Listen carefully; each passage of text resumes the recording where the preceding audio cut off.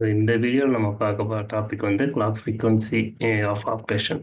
So இப்போ நம்ம circuit design பண்ணுறோம் அப்படின்னா நம்ம வந்து என்ன ஃப்ரீக்வன்சியில் ஆப்ரேட் பண்ண போகிறோம் அப்படின்னு சொல்லி முதல்ல டிசைட் பண்ணிடுவோம்.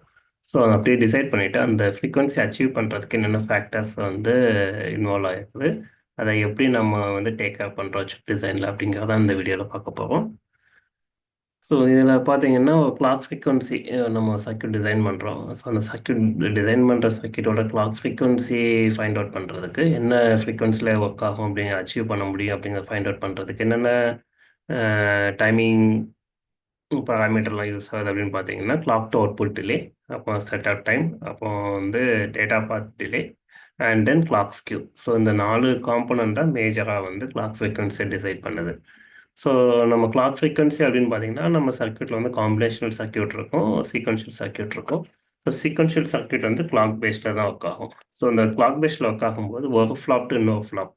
ஸோ அந்த ஃப்ளாப்க்கு ஒன்று லான்ச்சிங் ஃப்ளாப் ஆகும், இன்னொன்று கேப்சரிங் ஃப்ளாப் ஆகும். அந்த 2 ஃப்ளாப்க்கு உள்ள டைமிங் என்ன அச்சீவ் பண்ண முடியுது, ஸோ அதை டிபெண்ட் பண்ணி தான் கிளாக் ஃப்ரீக்வன்சி வந்து டிசைட் ஆகும். ஸோ நம்ம சர்க்யூட்டில் நிறைய ஃப்ளாப்ஸ் இருக்கும். ஸோ ஒர்ஸ்ட் கேஸ் எந்த ஃப்ளாப்க்கு வந்து மினிமம் ஃப்ரீக்வன்சி அச்சீவ் பண்ணுதோ அதுதான் ஓவரால் சர்க்யூட்டோட மேக்ஸிமம் கிளாக் ஃப்ரீக்வன்சி அப்படின்னு சொல்லி டிசைட் பண்ணுவாங்க. ஸோ இந்த ஃபார்முலா பார்த்தீங்கன்னா நமக்கு வந்து கிளாக் டு அவுட்புட் டிலே, அப்போ செட்டப் டைம், அப்போ data path delay and then clock skew. So இந்த 4 காம்பனண்ட் டிபெண்ட் பண்ணி தான் ஃப்ரீக்வன்சி இருக்கும். ஃப்ரீக்வன்சி நம்ம எல்லாத்துக்குமே தெரியும் 1/டைம் பீரியட். ஸோ இது எல்லாமே டைம். ஸோ இதோட இன்வெர்ஷன் எடுத்தோம்னா நம்ம clock frequency. So F max அப்படிங்கிறது பார்த்தீங்கன்னா மேக்ஸிமம் கிளாக் ஃப்ரீக்வன்சி அந்த சர்க்யூட் சிஸ்டம் வந்து ஆப்ரேட் ஆக தான் F max. So T clock to Q அப்படின்னா இப்போ நமக்கு கிளாக் வந்துடுச்சு, கிளாக் வந்ததுக்கப்புறம் அந்த டேட்டாவை சாம்பிள் பண்ணிவிட்டு அந்த டேட்டா வந்து கியூவில் வந்து அவுட்புட் ஆகும். ஸோ கிளாக் டு கியூ அப்படிங்கிறது டேட்டா அவுட்புட்டுக்கு எவ்வளோ டைம் ஆகும் கிளாக் வந்ததுலேருந்து, அந்த டைம் தான் clock to output Q delay அப்படின்னு சொல்லி சொல்லுவாங்க. அப்போ 2வது compound setup time. So setup time அப்படிங்கிறது இப்போ டேட்டா ஃப்ளாப்க்கு வருது அப்படின்னா இந்த கிளாக் ஆக்டிவ் எட்ஜுக்கு முன்னாடி எவ்வளோ நேரம் டேட்டா ஸ்டேபிளாக இருக்கும் அப்படிங்கிறத டிஃபைன் பண்ணுறது செட்டப் டைம். ஸோ இந்த setup time and hold time இந்த ரெண்டுமே ப்ராப்பராக இருந்தால் தான் அந்த ஃப்ளாப் வந்து டேட்டா வந்து கரெக்டாக சாம்பிள் பண்ண முடியும். இன்கேஸ் அந்த செட்டப் டைமோ இல்லை ஹோல்ட் டைமோ மீட் ஆகலை அப்படின்னா அந்த டேட்டா வந்து மெட்டா ஸ்டேபிள் ஆகிடும். அப்போ டி டேட்டா பாத். டி டேட்டா பாத் அப்படிங்கிறது இப்போ ஒரு 2 ஃப்ளாப்க்கு நடுவில் சம் காம்பினேஷன் சர்க்யூட் இருக்கும். அந்த காம்பினேஷன் சர்க்யூட் டிலேனால எவ்வளோ டிலே இருக்கும் அந்த டேட்டா வந்து ஒரு ஃப்ளாப் டு இன்னொரு ஃப்ளாப் போகிறதுக்கு, அதுதான் வந்து டேட்டா பாத் டிலே. அப்போ டி ஸ்கியூ. டி ஸ்கியூங்கிறது கிளாக் ஸ்கியூ. ஸோ நம்ம கிளாக் வந்து பார்த்திங்கன்னா சர்க்யூட்டில் நிறைய இடத்துக்கு ப்ராபகேட் ஆகும். அந்த ப்ராபகேட் ஆகும்போது ஒரு ஃப்ளாப்க்கும் இன்னொரு ஃப்ளாப்க்கும் நடுவில் அது ஒரே டைமில் ரீச் ஆகாது. ஸோ அதுக்கு டிலே இருக்கும். அந்த கிளாக் ஸ்கியூவுமே பார்த்தீங்கன்னா ஃப்ரீக்வன்சி எவ்வளோ ஃப்ரீக்வன்சி நம்ம ஒர்க் பண்ண முடியும் அப்படிங்கிறது டிசைடிங் ஃபேக்டராக இருக்கும். ஸோ இதில் பார்த்தீங்கன்னா அந்த clock to output, clock to Q அப்படிங்கிறது பார்த்தீங்கன்னா நம்ம என்ன லைப்ரரி டெக்னாலஜி யூஸ் பண்ணுறோமோ அதை டிபெண்ட் பண்ணி ஒரு ஃப்ளாப்க்கு இருக்கும். அதே மாதிரி செட்டப் டைமும் அதே தான். செட்டப் டைமும் நம்ம என்ன ப்ராசஸ் டெக்னாலஜி யூஸ் பண்ணுறோமோ அதுக்கேற்ற மாதிரி ஃப்ளாப்போட செட்டப் டைம் வந்து இருக்கும். அதுக்கப்புறம் டேட்டா பாத் வந்து நம்ம டிசைன் டிபெண்ட். நம்ம வந்து எவ்வளோ காம்பினேஷன் சர்க்யூட் யூஸ் பண்ணுறோம், எவ்வளோ ப்ராப்பர் பைப்லைனிங் யூஸ் பண்ணுறோம், இதெல்லாம் டிபெண்ட் பண்ணி டேட்டா பாத் வந்து நம்ம டிசைட் பண்ணலாம்.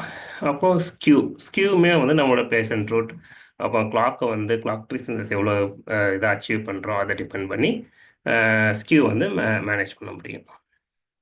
ஓகே.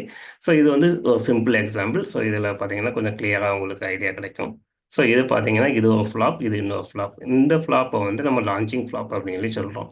ஸோ இந்த ஃப்ளாப்லேருந்து வர டேட்டா இந்த ஃப்ளாப்க்கு போகுது. ஸோ இதை வந்து கேப்சர் ஃப்ளாப் அப்படின்னு சொல்லி சொல்லுவாங்க. ஸோ இந்த ரெண்டுக்கும் நடுவில் எவ்வளோ டைம் இருக்குதோ அதை டிபெண்ட் பண்ணி தான் கிளாக் ஃப்ரீக்வன்சி அச்சீவ் ஆகும். ஸோ அதுதான் அந்த கிளாக் பீரியட்.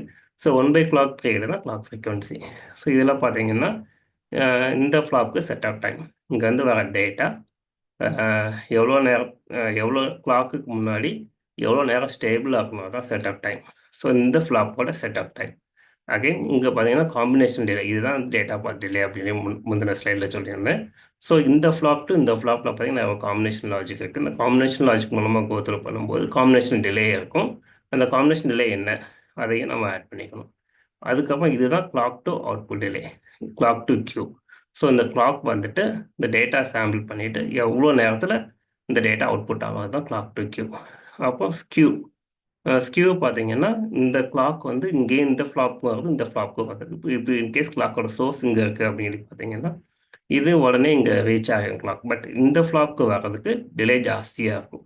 ஸோ இதுதான் வந்து ஸ்கியூன்னு சொல்லி சொல்லுவாங்க. ஸோ இந்த கிளாக் ரீச் ஆகிற டைம் வந்து இதுக்கு இன்கேஸ் 1 நேனோ செகண்டில் வருது அப்படின்னா இதுக்கு 2 நேனோ செகண்டில் சொல்லி வரலாம்.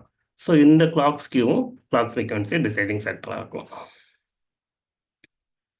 ஓகே. ஸோ இன்னொரு காம்பனன்ட் பார்த்தீங்கன்னா ஹோல்ட் டைம்.